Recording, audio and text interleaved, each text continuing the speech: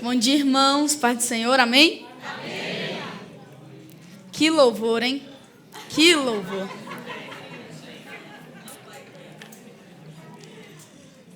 Abram suas Bíblias em Lucas 2:41.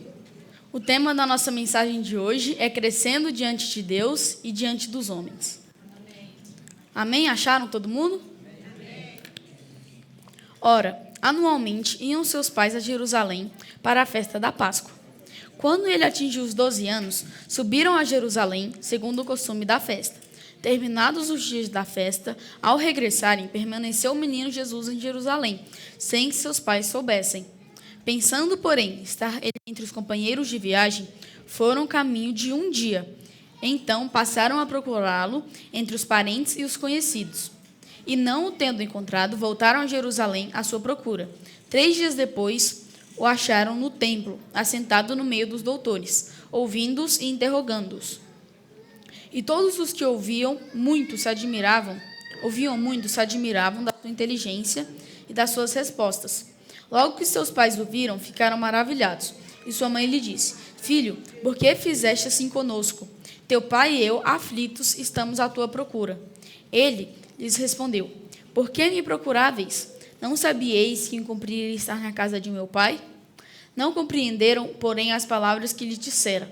E desceu com eles para Nazaré, e era-lhe submisso. Sua mãe, porém, guardava todas estas coisas no coração, e crescia Jesus em sabedoria, estatura e graça diante de Deus e dos homens.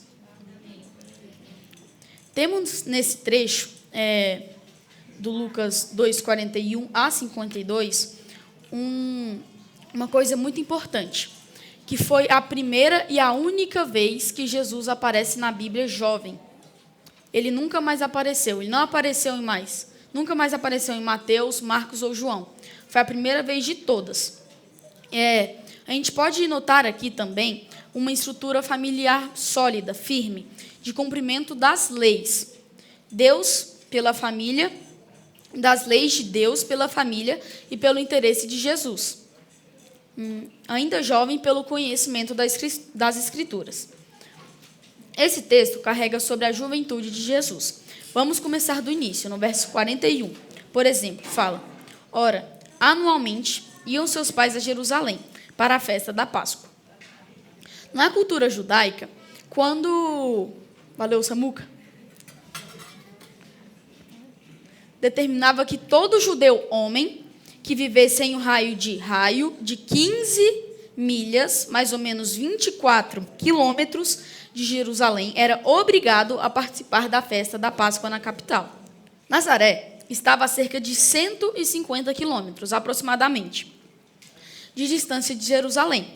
Então, a viagem de Nazaré a Jerusalém ia em torno de 5 a 7 dias. A Bíblia fala que José e Maria iam anualmente à Páscoa em Jerusalém. 42. Quando ele atingiu os 12 anos, subiram a Jerusalém segundo o costume da festa.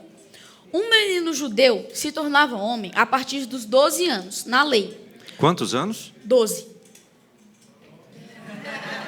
Como homem, ele deixava de ser apenas filho de seus pais e se tornava também filho da lei, ou seja, agora ele tem que obedecer às leis diante de Deus. A partir dessa idade, deve-se cumprir toda a lei de Deus, agora como homem. 43. Terminados os dias da festa, ao regressarem, permaneceu o menino Jesus em Jerusalém, sem que seus pais o soubessem. 44. Pensando, porém, estar ele entre os companheiros de viagem, foram caminho de um dia e então passaram a procurá-lo entre os parentes e os conhecidos. Vemos um pequeno problema no retorno da família. Esqueceram Jesus na cidade, perderam Jesus. Esqueceram de mim, referência filme. Precisamos entender corretamente essa questão. Jesus não fugiu dos pais, nem tentou se esconder, e nem os pais o esqueceram de propósito. Em viagens longas como essa, vai de comboio. Por exemplo, vai com desconhecidos, conhecidos e familiares de Nazaré a Jerusalém.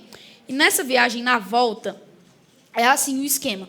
Como as mulheres andam mais lentamente, a Maria, saiu cedo, de madrugada, para chegar no ponto de encontro, local de pernoite. Então, a Maria saiu de madrugada e José ficou resolvendo algumas coisas. O que José pensou na hora? Jesus foi com Maria. A gente acha, é uma teoria. Jesus foi com Maria. Tá bom. Igual aconteceu com a minha irmã. Ela sumiu. Aí, Maria, quando foi embora, achou. O Jesus vai com José. Tá bom. José, depois de pouco tempo, umas 9 horas, mais ou menos, a gente acha, ele saiu. Quando ele saiu, os dois se confundiram, e quando acharam no ponto de encontro, que foi um dia depois, né? Na noite daquele dia, quando se encontraram, não... José, Jesus está com você? Está com você? Maria, Jesus não está com você? Não.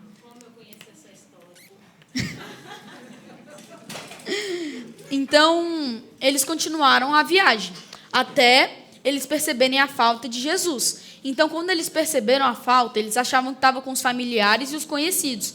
Mas aí, quando eles foram procurar entre os familiares e os conhecidos, não viram que eles não estavam lá. Então, voltaram à cidade, que eram 3 dias, né, de distância que eles já... Não, um dia. Um dia, tá. Dormiram e voltaram no outro dia. 46. 3 dias depois, o acharam no templo, assentado no meio dos doutores, ouvindo-os e interrogando-os. Por que só 3 dias? José e Maria saíram. No final daquele primeiro dia, eles chegaram no ponto de pernoite. No ponto de pernoite, identificaram que Jesus havia ficado. Aí eles dormiram e saíram de volta para Jerusalém. E demora para chegar quanto tempo? Um dia. Chegaram em Jerusalém à noite, dormiram. E aí, no terceiro dia, eles acordaram à procura de Jesus na cidade. Vou repetir de novo. 3 dias depois, o acharam no templo, assentado no meio dos doutores, ouvindo-os e interrogando-os. Na Páscoa, depois da Páscoa, do festival, era comum de vários doutores da lei chegarem, se assentarem no templo e ficarem discutindo sobre a lei. Então, Jesus lá foi com eles, sentou junto a eles e ficou interrogando e ouvindo.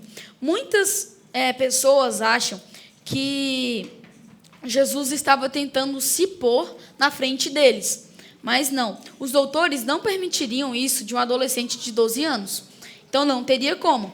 O termo ouvir e interrogar no grego dizem respeito à relação entre mestre e discípulo. Então, ele só estava lá perguntando, questionando e interrogando as leis para aprender mais. Então, 48. Logo que seus pais o... É importante, gente, porque muita gente acha que Jesus, no meio dos doutores, estava lá se impondo aos doutores. E não é isso. Não é isso que o texto fala. A palavra ouvir e interrogar diz respeito a uma relação de quem está aprendendo. As perguntas de Jesus poderiam ser sábias e os questionamentos de Jesus poderiam ser sábios, mas não quer dizer que ele estava liderando a conversa. Como adolescente de 12 anos, ele não liderava a conversa naquele dia. A relação era, tinha alguém ensinando e Jesus estava lá aprendendo. 48. Logo que seus pais o viram, ficaram maravilhados. E sua mãe lhe disse: Filho, por que fizestes assim conosco? Teu pai e eu, aflitos, estamos à tua procura. Ele lhes respondeu: Por que me procuráveis? Não sabieis que me cumpriria estar na casa de meu pai? Esse trecho ele é muito importante, porque ele implícita um ritual interno de transformação, que antes Jesus ele era filho de Maria e José. Agora, nesse ritual que ele falou, por que me procuráveis? Não sabieis que me cumpriria estar na casa de meu pai? Essa referência na casa de meu pai passa a ele não ser mais filho de Maria e José, mas passa a ele ser filho de Deus. Nós temos uma transição aqui muito sutil, muito sutil. E muitas pessoas consideram que Lucas vai falar desse trecho especificamente porque esse trecho trata da primeira vez em que Jesus entendeu quem ele era. Quando Maria chega, por isso que está sutil, e Maria diz: teu pai e eu estávamos te procurando. E Jesus responde: me convinha estar na casa de meu Pai. Aqui há uma transição. Jesus está entendendo neste momento que ele não é mais apenas filho de José e Maria. Jesus está fazendo uma mudança, uma migração, uma renovação da sua identidade. Naquele momento ele está se reconhecendo como o Filho de Deus. Por que me procuráveis? Não sabias que me convinha estar na casa de meu Pai? Aqui Jesus entende quem ele verdadeiramente é. E muitos consideram que Lucas fez questão de colocar esta passagem para mostrar o primeiro momento onde Jesus identificou que ele era o Filho de Deus. 52. E crescia Jesus em sabedoria e estatura diante de Deus e dos homens. Estatura e graça diante de Deus e dos homens. O crescimento de Jesus, ele cresceu de 3 formas. Ele cresceu espiritualmente, moralmente e socialmente, que foi o espiritualmente diante de Deus, moralmente e socialmente diante dos homens. Essa ordem de crescimento vale muito, é muito importante, porque primeiro, sempre é primeiro de Deus, atendendo a que o Pai de Deus esperava dele, que é o Deus que esperava dele, e crescia diante dos homens, atendendo aquilo que as pessoas, inclusive os pais, esperavam dele. Meus irmãos, então esse texto que parece ser simples, ele traz muitas peculiaridades que a gente precisa na realidade aprender. Por isso que o Wesley Filho trouxe essas considerações antes. Porque o texto é bem mais profundo do que só uma experiência de um jovem de 12 anos. E dentro desse texto de Lucas, nós queríamos entender 3 lições muito importantes que essa experiência de Jesus aos 12 anos de idade pode nos ensinar como vida familiar. E a primeira delas é qual, filho? Famílias fortes que... Famílias o quê? Fortes. Que formam filhos fortes. Que formam? Filhos fortes. Centralizam sua vivência em Deus. Versículo 41 de Lucas. Abram para mim, por favor. Vocês estão com Lucas 2 aberto aí? Esse é o nosso texto base. Lucas 2, verso 41. Está aí? Se não tiver, está na tela. Diz assim: ora, uma vez na vida, iam seus pais a Jerusalém. Ora, anualmente, iam seus pais a Jerusalém para a festa da Páscoa. Nós precisamos entender a dinâmica aqui. Primeiro, Nazaré está a 150 quilômetros de distância. Segundo, conforme Wesley Filho falou, uma viagem de Nazaré a Jerusalém demorava quantos dias? 5 a 7. De 5 a 7 dias. Eles iam de Uber. Não. Eles iam como? A pé. A pé. Se nós pensarmos entre ida e volta, são quantos dias? 17, não, 14. 10. Quantos? 10. De 10 a 14. Leva-se em consideração a celebração da Páscoa. Então nós temos aí, irmãos, acreditava-se que era um mês voltado para isso. Mas nós temos aí, vamos colocar 20 dias. Nesse inteirinho você tinha despesa com alimentação, dava para ficar sem comer? Você tinha despesa com hospedagem, porque eles não dormiam na estrada. Você acha que eles encontravam um pezinho de figo e deitavam embaixo? Não, eles dormiam em hospedarias.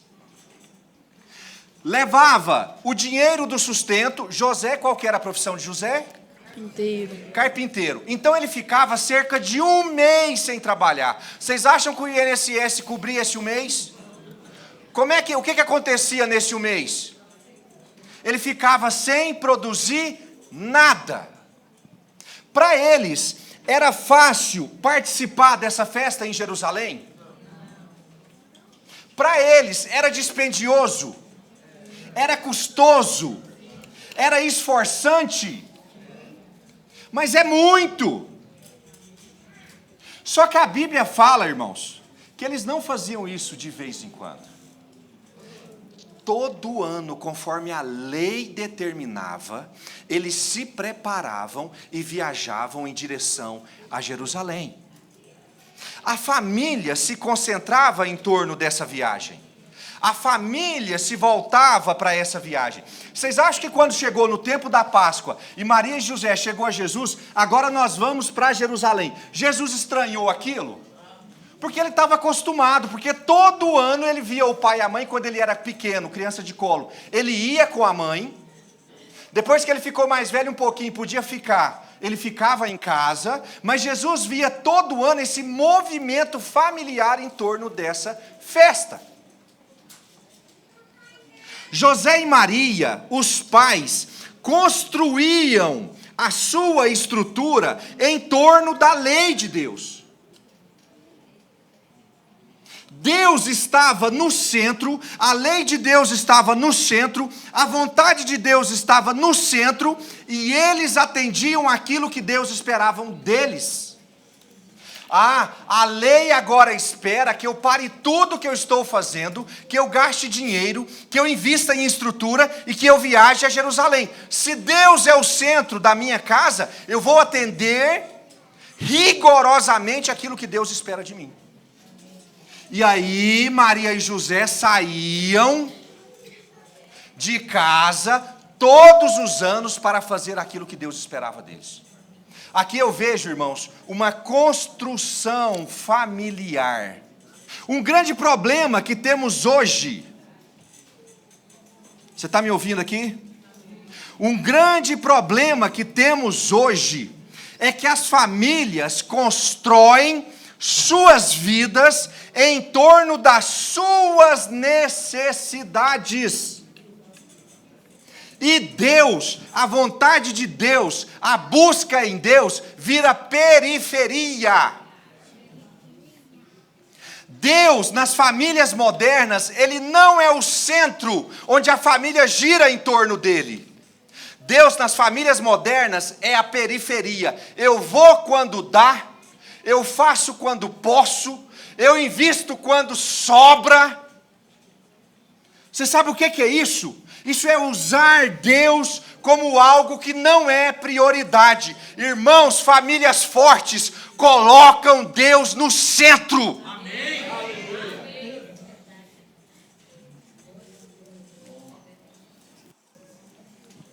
E essa conduta é ainda pior quando há filhos pequenos. Ao verem os pais agindo dessa forma, eles crescem sob o entendimento da pouca importância. Irmão, o que você acha que o seu filho pensa quando chega domingo de manhã, na hora da celebração? Você fala que não vai e deita no sofá. O que você acha que o seu filho com 10 anos olha para você e sabe que você está faltando a celebração do Senhor? O que o seu filho aprende?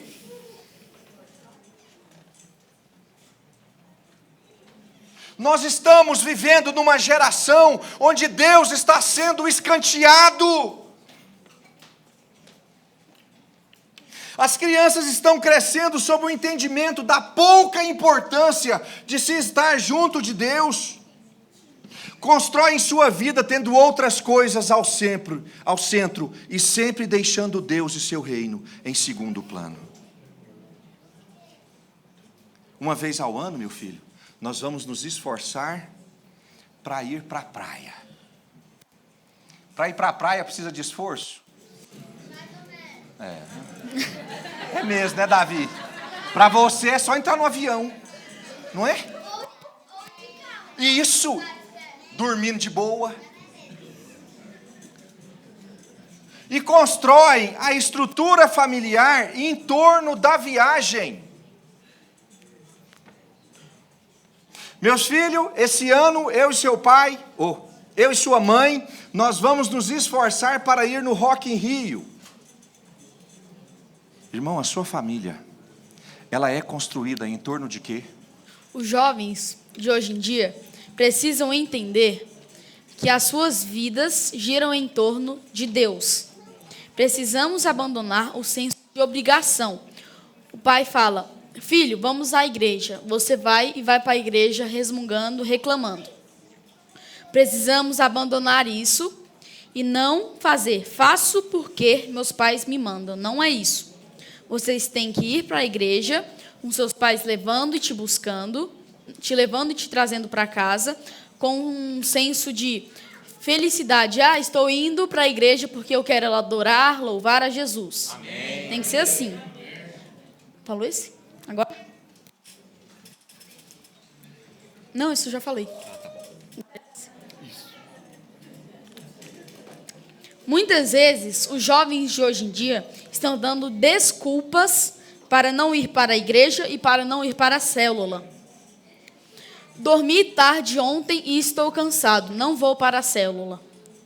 Ou, perdi a hora, estava dormindo. Isso não pode acontecer. Você perdeu a hora para ir para a casa de um amigo, mas você vai, se arruma e chega atrasado. Se você perder a hora para chegar na igreja, vai, se arruma, chega atrasado e recebe as consequências. Vai, sua vez. Os adultos precisam aprender a organizar as suas vidas em torno do reino. Irmãos, a nossa prioridade é quem? A nossa prioridade é quem? Não estou sentindo eloquência suficiente. A nossa prioridade é quem? Deus. É mesmo. Irmão, você já fez a inscrição para o encontro nacional? Sim.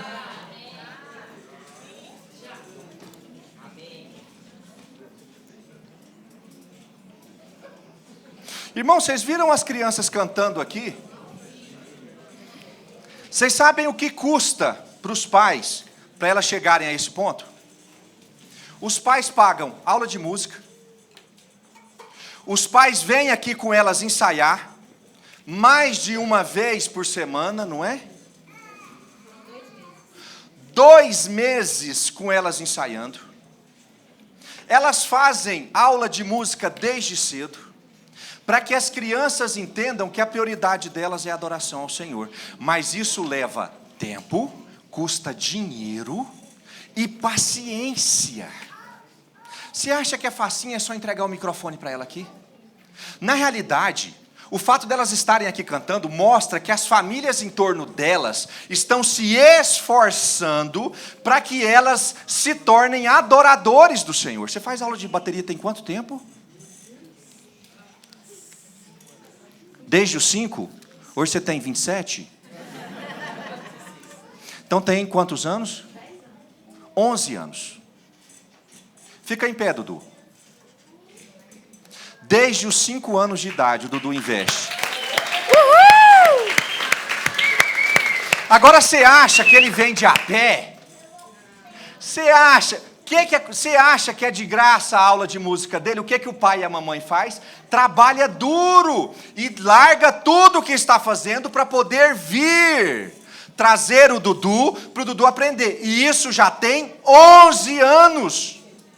Famílias que constroem, famílias fortes que colocam Deus no centro, Deus e as coisas do reino se tornam prioridade. Você quer ver uma tragédia que eu escutava os pais falarem quando eu era líder jovem? Eu acho que a Raíssa e o Felipe escutam hoje isso também.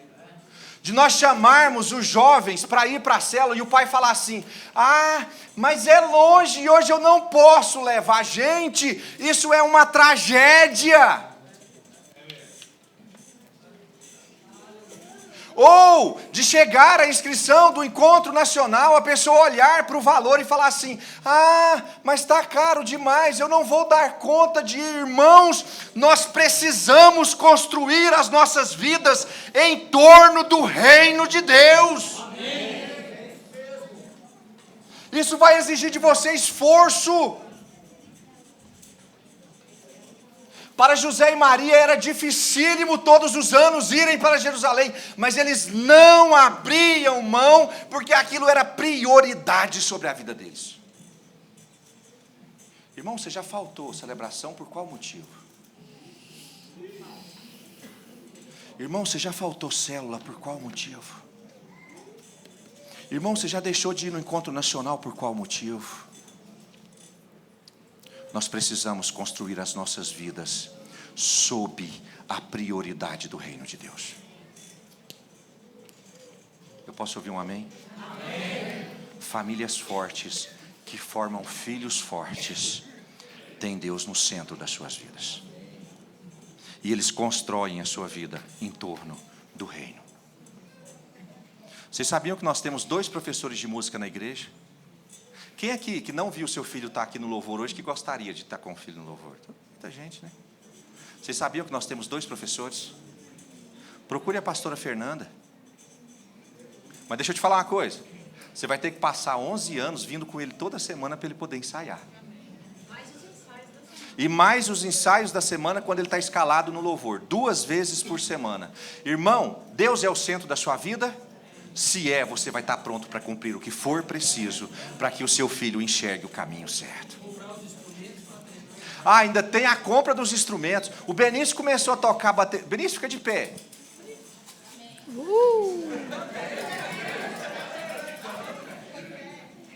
Você começou a fazer aula de bateria com quantos anos? 5. 5 anos. Você conseguia alcançar o negócio lá em... Como é que chama aquilo lá? Hã? Pedal de bicicleta, aquele trem da bateria que eu estou falando. Ah, chama pedal também?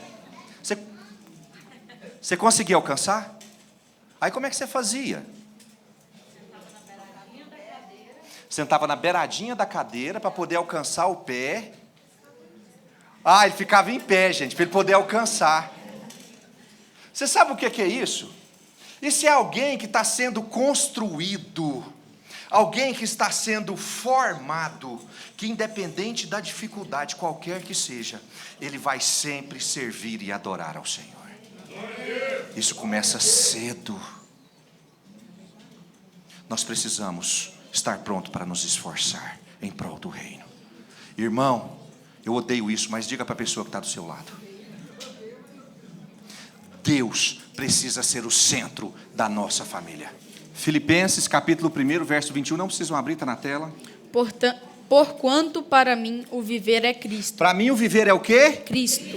Para mim o viver é? Cristo. Você sabe o que é isso? Quer dizer que todas as outras coisas são encaixáveis. Elas são adaptadas para caber a minha vida.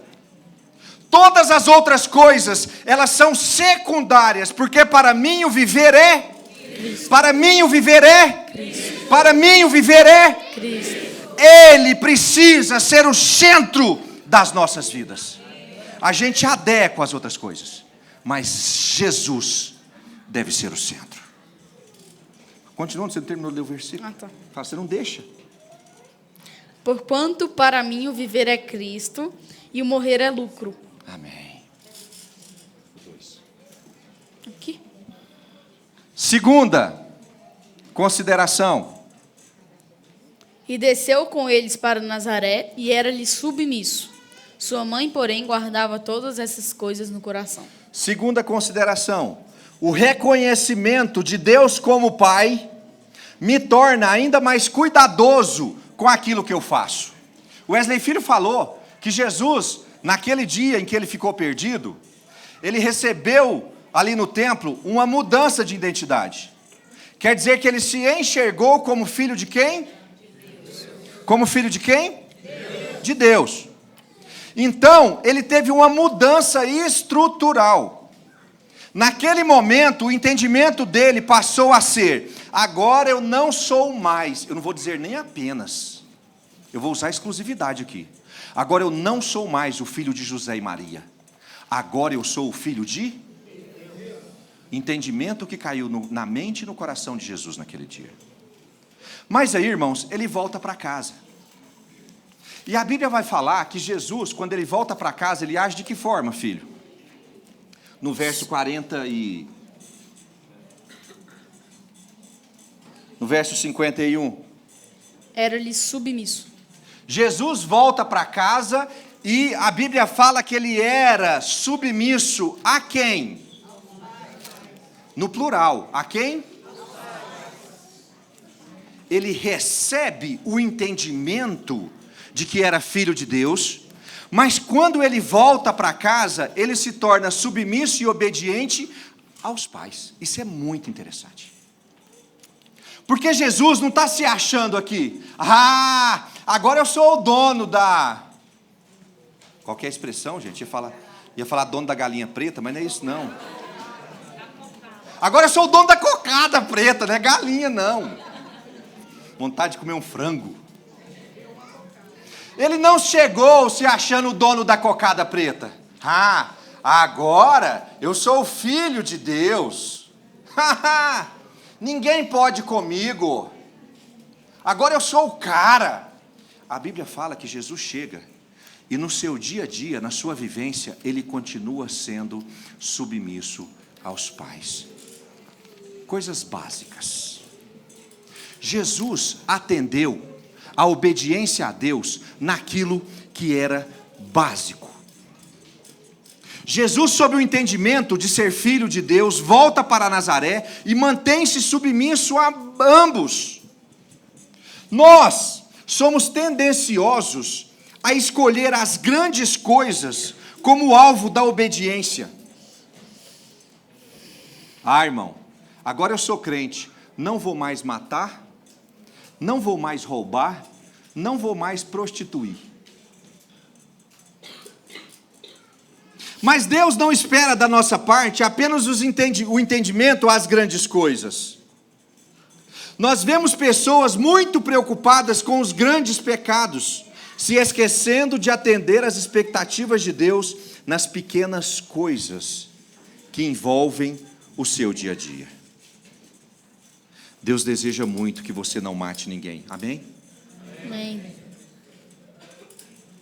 Mas deseja também, com a mesma intensidade, que você não minta. Deus deseja muito que você não fraude ou roube ninguém, amém? Amém. E na mesma intensidade, Deus deseja que você evite falar palavrão, palavra torpe. Deus deseja muito que você não adultere, amém? Amém. E na mesma intensidade, Deus deseja que você evite olhares maldosos. Nós temos aqui, irmãos, uma dificuldade de entendimento entre proporção e repetição. Certo, agora eu sou filho de Deus, vou atender a Deus a não matar ninguém. Quantas vezes na vida você teve a oportunidade de matar alguém? Do tipo assim, tá com a arma apontada, com a mão no gatilho. Ou com a faca pronta para... Quantas vezes na vida você teve a oportunidade de matar alguém? Zero. Significa que você venceu esse pecado? Não. Não. Não. Não é isso que Deus espera de nós na vivência das pequenas coisas. A vivência das pequenas coisas são situações em que nós vivenciamos todos os dias em pequenas situações. Irmãos, nós honramos a Deus nas pequenas coisas, é com aquilo que a gente experimenta no dia a dia. Se você é um matador de aluguel, e amanhã você não mata ninguém, Deus se alegrou, porque isso faz parte da sua vivência. Misericórdia, né? Ninguém é matador de aluguel aqui não, né? Mas Deus, Ele vai se alegrar com você na sua vivência de pequenas coisas. Jesus, na sua vivência de submissão, no dia a dia, atendendo àquilo que os pais mandavam. Pequenas coisas. Quer ver? O que você vivencia durante o seu dia que pode alegrar o coração de Deus? Pastor, amanhã eu vou acordar e vou começar o dia falando assim, hoje eu não mato ninguém. Isso vai alegrar o coração do Senhor? Deus vai olhar para você e vai falar assim: amém. Você já não mata mesmo. Nós precisamos atender à expectativa de Deus naquilo que são as pequenas coisas. Você acorda cedo. O que Deus espera de você durante o dia?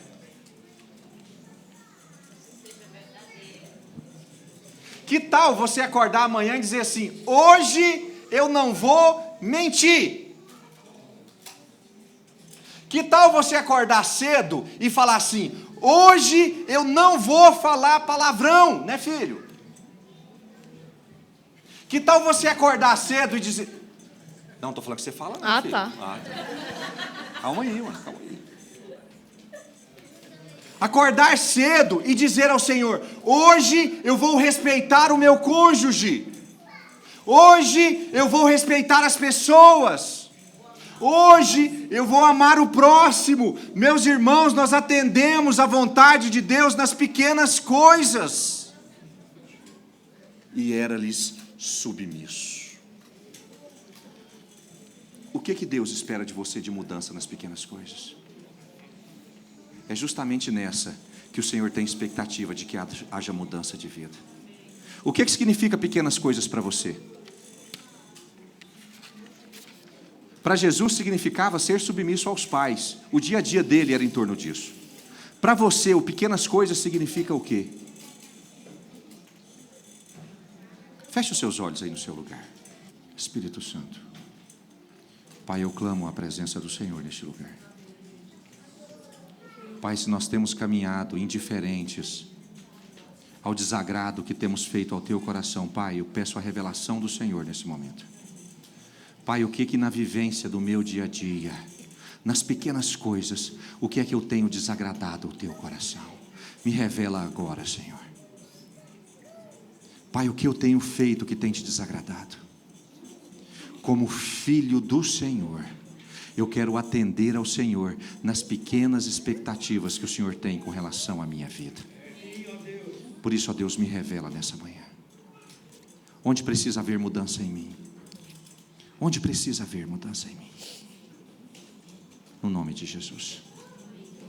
Atualmente, podemos ver em todos os lugares que nós vamos, na rua, na escola, jovens, adultos, até crianças, falando palavrão, mentindo para os pais, escondendo as coisas, ouvindo músicas mundanas. Jovens não ligando para mais nada, desperdiçou a vida. Mas, por outro lado, existem outros jovens que estão buscando e tentando continuar na presença de Deus em meio às tentações. Mas só pensam nos grandes pecados e não pensam nos pequenos, que é não mentir, não falar palavrão. Só estão pensando em não matar, não roubar, como você falou. 1 Coríntios 10, 31, está na tela, não precisam abrir. Portanto, quer comais, quer bebais, ou façais outra coisa qualquer, fazei tudo para a glória de Deus. Quer comais, quer bebais, ou façais outra coisa qualquer. Qualquer, gente, pequeno e pouco importante. Fazei o quê? Fazei tudo para a glória de Deus. Atenda ao Senhor nas expectativas que Ele tem com relação à sua vida. Terceira e última, filho. Para falar o tópico. Longe dos olhares de quem você ama, quem você se torna. Verso 46, Lucas 2. 3 dias depois, o acharam no templo, assentado no meio dos doutores, ouvindo-os e interrogando-os. Acharam Jesus aonde, gente? Templo.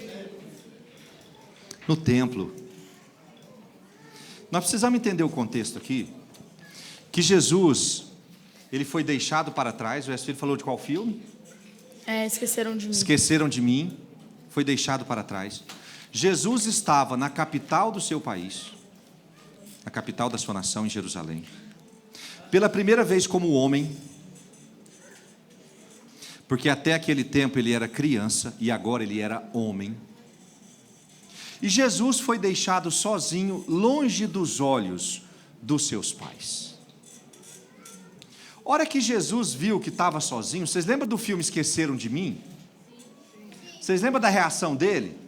Ele arrebentou um monte de pipoca, televisão, coberto. Hora que ele viu que ele estava sem os pais,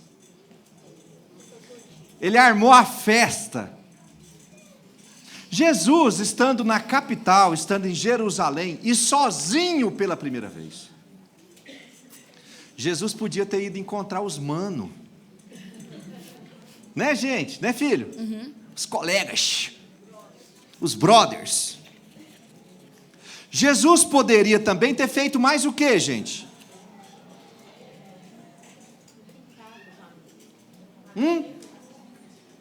Os pais não estão olhando o que ele está fazendo. O que Jesus poderia procurar fazer nessa carta de alforria que ele havia recebido? Porque é uma carta de alforria. Ele recebeu uma liberdade ali. Meu pai e minha mãe não estão aqui, eu faço agora o que eu quero. Sou homem. O que mais que Jesus podia ter feito? Hã?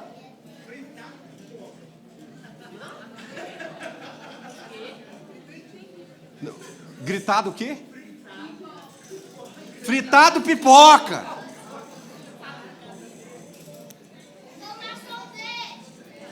Tomar sorvete. Gente, deixa eu polemizar aqui. Jesus, com 12 anos, sendo homem, poderia ter ido procurar uma namoradinha? Hã? Ou pior, Jesus, com 12 anos, longe da visão dos pais, podia ter se tornado flamenguista.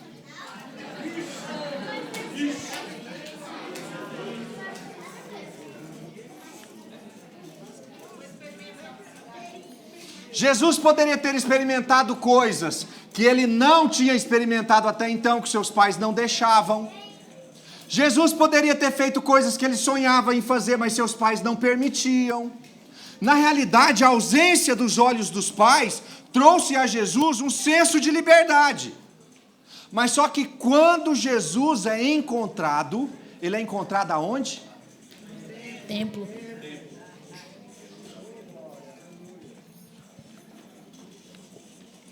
Entretanto, vimos que não foi bem isso que aconteceu. Jesus foi achado depois de 3 dias, num lugar onde ele não foi obrigado a ir, e que correspondia ao exato lugar onde os pais dele e Deus gostariam que ele estivesse, no templo. Longe do olhar de seus pais, Jesus não fez nada que os pudesse entristecer. E agora fica a pergunta, irmãos. Quando os olhos daqueles que estão ao nosso redor, eles não estão sobre nós, quando a gente foge desses olhares, o que eu faço? Ou melhor, quem eu sou? Irmãos, quem aqui é marido?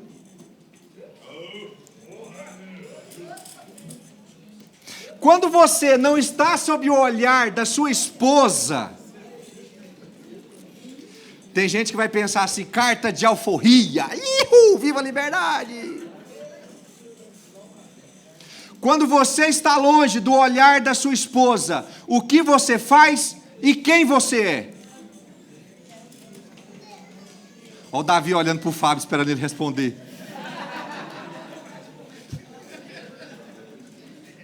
Esposas, quando você está longe do olhar do seu marido, quem você é e o que você faz? Os filhos. Pergunte também dos filhos. Para os jovens, sem a supervisão dos seus responsáveis, quem vocês são e o que vocês fariam? Na realidade, muitos de nós limitam ou condicionam as nossas ações ao ambiente ou às pessoas. Tem gente que é de um jeito na igreja, ambiente e pessoa. Eu vendo você aqui, você sabe o que eu imagino da sua pessoa? Eu imagino da sua pessoa que você vai para o céu, porque você saiu da sua casa e veio adorar ao Senhor. Então aqui dentro é todo mundo santo. Pode estacionar o ônibus lá fora que nós vamos direto para o... Mas quando você sai da igreja, quando você está perto dos seus filhos, quando você está perto dos seus amigos, e mais, quando você está sozinho, irmão, quem você é e o que você faz? Será que as nossas ações, elas estão condicionadas ao local e ao olhar das pessoas? Porque se for assim, se você é um agora, outro depois perto dos seus amigos, outro depois perto da sua esposa, falta para você caráter. Porque um servo de Deus que se preze, debaixo do olhar, ou longe do olhar, ele é o mesmo servo de Deus que se preze.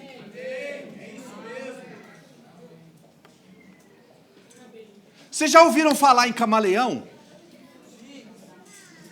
Camaleão é o bicho que muda de...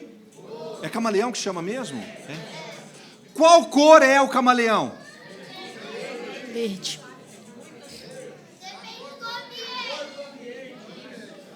Que cor é o camaleão? Ninguém sabe que cor que é o camaleão, porque tudo depende do ambiente. Ele chega num galho marrom, ele é que cor? Marrom. Se você vê um camaleão num galho marrom, você vai falar que ele é que cor? Marrom. Se ele chega numa folhagem verde, ele é que cor? Verde. Se você ver um camaleão numa folhagem verde, você vai falar que ele é que cor? Verde. A essência dele não define que cor que ele é. Irmãos, a nossa essência precisa definir quem nós somos. Quando você muda de galho, não é você que muda de cor, é o galho que tem que mudar de cor. Se você está chegando num ambiente onde os seus amigos estão falando coisas indevidas, não é você que tem que chegar e se adaptar à conversa dos seus amigos. É os seus amigos olharem que você chegou e agora eles precisam mudar a forma de conversar. Quem muda é o ambiente. Tem marido que está aqui na igreja, está, oh, glória a Deus, oh, aleluia, oh, o Senhor é bom. Chega em casa, o homem passa de anjo para jumento. Só sabe dar coice e mordida. Você já viu jumento mordendo? Sebastião, você já viu jumento mordendo? Como é que é? Arranca pedaço. Quem é você? Você é o anjo que está aqui na igreja adorando ao Senhor, ou você é o jumento que está maltratando a sua esposa em casa? Está num social da igreja, está tomando refrigerante, está alegre, cantando, adorando ao Senhor. Sai do social da igreja, vai tomar uma cajibrina. Eu falo mesmo, estou nem aí, por que você está pensando aí? Vai tomar uma cajibrina, vai falar o que não deve. Quem é você? Contar piada indevida. Quem é você? Está aqui na igreja, só abre a boca para dar glória a Deus e aleluia. Chega no grupo de amigos, só fala o quê? Pip, pip, pip. Quem é você? Pequeno camaleão. Eu creio, meus irmãos, eu creio que o Senhor quer promover sobre nós uma mudança de caráter tamanha, que nós sejamos reconhecidos como filho de Deus, independente de quem estiver nos olhando. Isso se chama integridade. Integridade. Nós não podemos mais condicionar a nossa performance ao ambiente ou às pessoas. Nós precisamos identificar quem nós somos. Você precisa identificar se você é um camaleão ou se você é o filho de Deus. Porque se você for filho de Deus, mesmo longe da ausência do olhar dos pais, você vai fazer exatamente aquilo que o pai espera que você faça. Eu posso ouvir um amém? Amém. Aqui na igreja eu sou filho de Deus, posso ouvir um amém? Amém. Quando eu estiver em casa com meu cônjuge, eu sou o quê? Quando eu estiver com os meus amigos no trabalho, eu sou o quê? Quando eu estiver na fila do banco, eu sou o quê? Quando eu estiver atrás do volante dirigindo, eu sou o quê? De Deus. O ambiente não pode nos moldar. Nós moldamos o ambiente. Quando você chegar em um lugar, às vezes, gente, eu chego, mas eu sou um pouco diferente, que eu sou pastor. Às vezes eu chego num grupo de conversa e as pessoas estão falando coisas indevidas. E quando eu chego nesse grupo, você sabe o que acontece? Gente, ficam sem gração. O povo fica meio sem rumo. Gente, mas eu acho isso bom demais. Você acha que eu acho ruim? Eu acho isso bom demais. Porque tem conversas, situações que não me cabem e as pessoas precisam respeitar quem eu sou. Isso é integridade. Nós não podemos ser crente camaleão. Que cor você é? Você é filho de quem?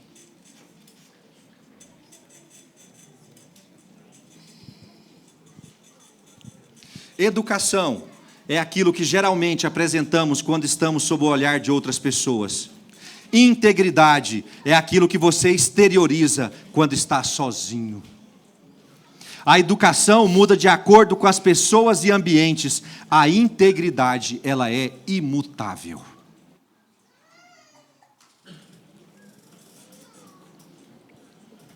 Sem a supervisão de seus responsáveis, o que vocês fariam? Entrariam em sites inadequados? Falaria coisas erradas? Coisas erradas é o que, filhão? Palavrão. Palavrão. Sites inadequados é o que, filhão? Pornografia. Ok. Isso. Experimentariam coisas erradas? Tipo o que, filhão? Droga, cerveja. É com os olhos dele que você deve se preocupar. Não é o olhar das pessoas que estão em volta de você, mas é o olhar do Senhor que você deve se preocupar. Que os olhos do Senhor estão sobre toda a terra. Os olhos do Senhor estão sobre toda Terra. Em Filipenses capítulo 1, verso 27, está na tela, diz assim: Vivei acima de tudo por modo digno do Evangelho de Cristo, para que, ou indo ver-vos, ou estando ausente, ouça no tocante a vós outros, que estáis firmes em um só espírito, com uma só alma, lutando juntos pela fé evangélica. É Paulo dizendo: eu estando com vocês, ou eu estando ausente, que vocês continuem na mesma conduta, lutando juntos pela fé evangélica. É Paulo ensinando aos irmãos que eles não devem mudar o seu comportamento de acordo com a presença dele. Isso diz respeito a caráter e integridade. Você é filho do Pai? Você é filho do Pai? Então, quando você sair daqui, haja como filho do Pai. Quando você entrar no seu trabalho, haja como filho do Pai. Quando você encontrar os seus amigos, haja como filho do Pai. Que nosso crescimento diante de Deus e diante dos homens esteja fortemente alicerçado numa capacidade de cumprir nossa missão como família. Primeiro, deixando Deus no centro de todas as coisas. Meus irmãos, Deus é o centro. Meus irmãos, Jesus é o centro. Segundo, sendo criterioso nas pequenas coisas, no dia a dia. A gente honra ao Senhor fugindo do pecado no dia a dia, nas pequenas coisas.